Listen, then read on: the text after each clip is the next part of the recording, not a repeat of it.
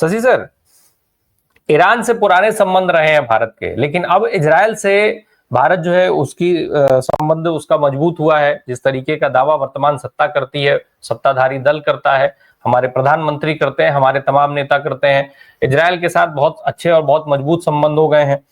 ऐसे में भारत की भूमिका क्या देख रहे हैं आप? भारत कहाँ खड़ा है? भारत कहीं नहीं है। कहाँ है भारत, मुझे बताइए। भारत की विदेश नीति क्या है? जो हमारी परंपरागत विदेश नीति थी, पंचशील से लेकर के अंतर्राष्ट्रीय शांति की बात करना, किसी पक्ष के साथ बिल्कुल खुल करके सामने नहीं आकर के मुद्दों पर बात करना, वो भारत कहाँ कर रहा है? युद्ध के खिलाफ भारत अगर होता तो यूनाइटेड नेशन के जनरल असेंबली में एब्सटेन करता। भाई, आप अपने तो ट्रंप के दबाव में या जिस भी कारण से आपने सीज फायर किया, यानी युद्ध को तत्काल आपने रोका पाकिस्तान के साथ। लेकिन आप देखिए, ये दोहरा चरित्र भारत की विदेश नीति का, आपने उसी सीज फायर के मुद्दे पे एब्सटेन कर लिया।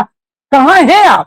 ये आपकी विदेश नीति है। अरे, जो हमें अपने लिए चाहिए वो औरों के लिए क्यों नहीं चाहिए? लेकिन वहां तो एब्सटेन कर लिया आपने। अब सोच सकते हैं कि भारत की विदेश नीति किस तरह से जो है बिल्कुल कहीं भी दिखाई नहीं दे रही। तो भारत कहाँ है? एक तो ये भी इंपॉर्टेंट सवाल है भारत के लिए कि भारत अपने को संभाले, लेकिन क्यों संभालेंगे? आप कह रहे हैं कि परंपरागत जो हमारा मित्र रहा है, या परंपरागत बड़े अच्छे संबंध ईरान से रहे हैं। अरे, परंपरागत रूप से हमने तो पैलेस्टीनियन को, पीएलओ को और उसके एक स्वतंत्र देश को प्रारंभ से समर्थन दिया। और अब आप भारत में प्रदर्शन नहीं कर सकते हैं पैलेस्टाइन के पक्ष में, जो हालत बना रखी है उन्होंने। तो आप कल्पना कीजिए कि आपकी स्थिति है क्या। कोई पूछे ना कि आप क्या इजराइल के साथ हैं या पैलेस्टाइन के उसकी स्वतंत्रता के साथ है? कहां हैं आप? और तो और हजारों बच्चे मारे जा रहे हैं, निर्दोष मारे जा रहे हैं गाजा में। आपकी क्या है विदेश नीति, बताएं आप।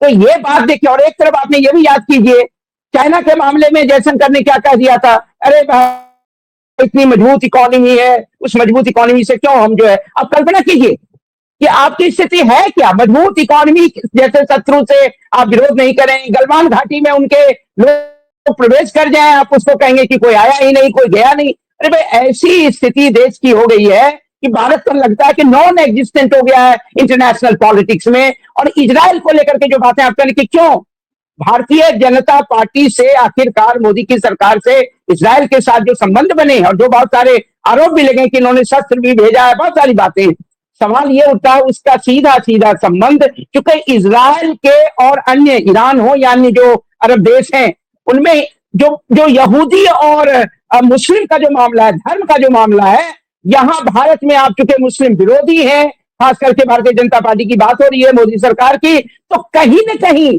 आप उस सांप्रदायिकता की सोच के कारण इजराइल के साथ जा रहे हैं, क्योंकि यहूदियों को जो है लगता है कि उनके अस्तित्व को मुसलमानों से खतरा है, क्योंकि वेस्टर्न देश तो उनके साथ हैं, उन्होंने तो उनको बनाया ही है। तो आप भूल जाइए, हिटलर की बातें भूल जाइए। इसका मतलब है कि जो इंटरनल इंडियन पॉलिटिक्स है और जो भारतीय जनता पार्टी की मुस्लिम विरोधी, अल्पसंख्यक विरोधी जो नीति है, उसके परिणाम स्वरूप जो है वो इजराइल के साथ है। और यही कारण है कि ईरान से परंपरागत अच्छे संबंध और दोस्ती के बावजूद वो निसंदेह जो है वो इजराइल के साथ। एक और बात देखिएगा, बहुत सारे आप गोदी मीडिया को देख लीजिए, बार बार ये दिखाएगा कि इजराइल ने जो है ईरान में तबाही मचा दी, और ईरान ने जो कुछ किया वो बहुत सारी गोदी मीडिया दिखा नहीं रही है।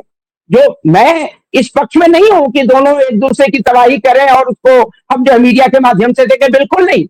युद्ध समाप्त हो, इस प्रकार के हमले समाप्त हो, हर देश को जो है संप्रभु राष्ट्र और स्वतंत्र राष्ट्र के रूप में रहने और उनकी जनता को जीने का हक है। लेकिन सवाल यह उठता है कि जब सरकार इजराइल के साथ सहानुभूति दिखाएगी तो निसंदेह जो गोदी मीडिया है, जो सरकार की भक्ति करती है, या जो कॉर्पोरेट, अभी तो आप देखेंगे कि भाई जिस बंदरगाह पे अटैक हुआ है, खबर यही है, लेकिन वो अदानी का उसमें कितना स्टेक था। तो सवाल यह है कि वो अदानी जितने गोदी मीडिया के बहुत सारे चैनल्स पर जो नियंत्रण करता है मीडिया पर, वो निसंदेह वो ईरान की बहादुरी की गाथा गाएंगे क्या? वो तो इजराइल की गाथा ही गाएंगे। तो इस बात को भी समझने की आवश्यकता है कि इंटरनल पॉलिटिक्स जो है उसमें खास करके जो मुस्लिम विरोधी नीति है, और वहां जो यहूदी बना मुस्लिम जो बातें हो रही, हालांकि ये भी तय है कि आज ईरान के साथ कितने मुस्लिम देश हैं, मुझे कोई बताया गिनाए? सारे चुप बैठे। गाजा में इतना नरसंहार हुआ, मुसलमानों का नरसंहार हुआ, कितने मुस्लिम देश बोले? कोई नहीं बोल रहा है। इजिप्ट की क्या स्थिति है? इजिप्ट ने तो बहुत पहले कैंप डेविड समझौता कर लिया था उस समय अमेरिका के दबाव में इजराइल के साथ। तो आज कितने मुस्लिम देश हैं जो खुल करके इस्लामिक, देखे कि इस्लामिक देशों की संख्या लगभग 53-54 देश हैं, कितने आए हैं साथ? नहीं आएंगे। यहां फिर मुसलमान का मामला नहीं उठेगा कि मुसलमान वर्सेस यहूदी जो है, ऐसे नहीं, ऐसे वो मुसलमान है, फिर मुसलमान के अंदर शिया सुन्नी और वगैरह वगैरह। तो मुझे लगता है कि ईरान के साथ बहुत सारे मुस्लिम देश, चाहे वो सऊदी अरब हो, चाहे कतर हो, जॉर्डन से तो भाई फ्यूलिंग हो रही है। अब सोचिए, तो ऐसी स्थिति में ये सोचना कि ये मुस्लिम वर्सेस यहूदी का मामला नहीं है, ये निसंदेह जो है इजराइल एक मजबूत राष्ट्र के रूप में दुनिया में अपनी ताकत का प्रदर्शन करना चाहता है और उसे लगता है कि मुस्लिम देशों से खतरा है। तो मुस्लिम देशों में बहुत सारे देश से तो उसने जो खतरे थे वो तो कब तक खत्म हो गए।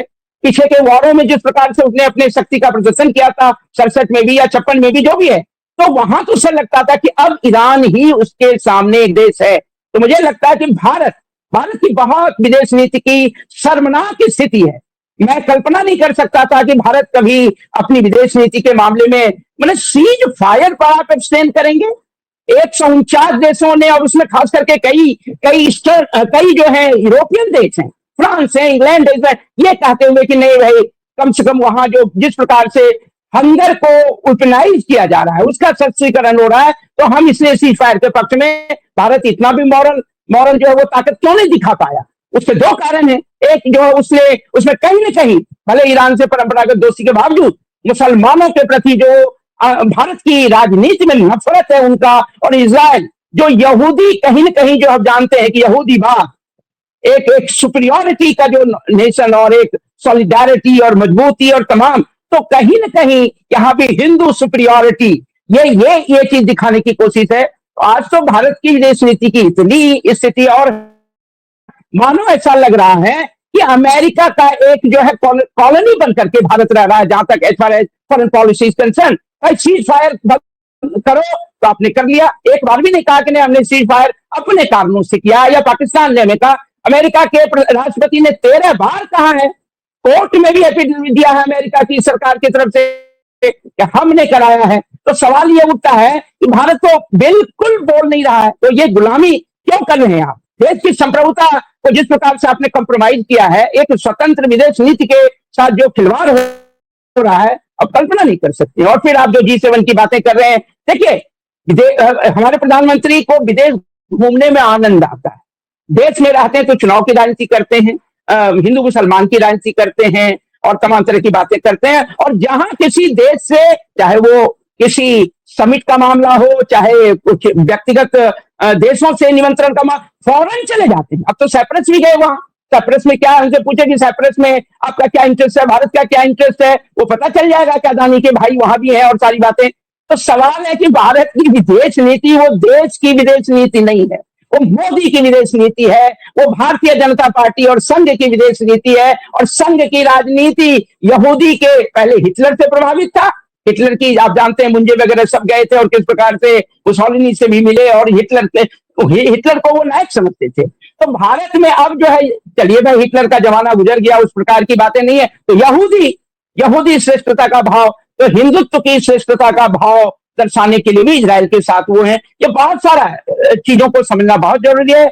और लेकिन मैं नटशेल में ये जरूर कहूंगा, ये बहुत दुर्भाग्यपूर्ण स्थिति है कि आज भारत एक इतना विशाल देश होकर के, दुनिया का जहां तक जनसंख्या का सवाल है सबसे बड़ा लोकतांत्रिक देश होकर के, अब कितना लोकतांत्रिक है ये अपने आप में एक सवाल है, लेकिन निसंदेह जो है विदेश नीति के मामले में आज उसकी क्या स्थिति है, अमेरिका की गुलामी इजराइल के साथ और अपने परंपरागत मित्रों को, और यूक्रेन पर भी याद कीजिए ना, यूक्रेन पर भी जो है भारत की क्या विदेश नीति रही। तो मुझे लगता है न शांति के साथ है, ना आप जो है दुनिया में चाहते हैं कि युद्ध ना हो, वो जो परंपरागत नीति है उसके साथ नहीं है। तो सीधे सीधे कुछ लोगों के हितों की रक्षा के लिए राष्ट्र हित की कुर्बानी दी जा रही है और अनैतिकता को प्रमुखता से जो है विदेश नीति का हिस्सा बनाया जा रहा है, जो शर्मनाक है। मैं उसकी बहुत निंदा करता हूं। धन्यवाद।